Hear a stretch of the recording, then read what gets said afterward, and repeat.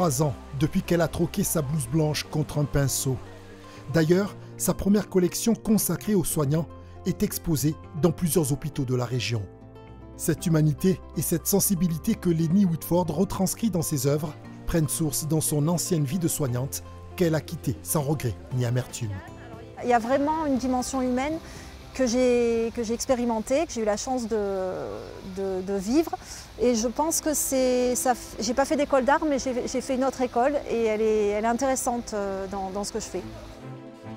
En plein confinement, cette fille d'illustrateur décide de se consacrer à sa passion pour le dessin et la peinture. À l'aquarelle ou à l'huile, elle s'engage dans l'art figuratif. Cette œuvre, par exemple, présentée à New York, décrit une société qui réduit au silence les femmes victimes de violences. J'ai utilisé les tatouages qui mettent en scène des expressions un peu archaïques mais très traditionnelles qui sont bouche cousue, sois belle et tais-toi, pour un petit peu dire ok, quelque part on cautionne un petit peu cette image-là.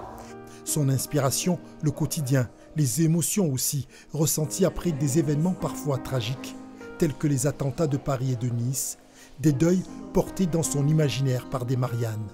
J'ai choisi de mettre beaucoup de lumière, beaucoup de couleurs, de faire quelque chose d'harmonieux pour pouvoir traiter d'un sujet qui est sordide et qui est impossible à décrire en fait.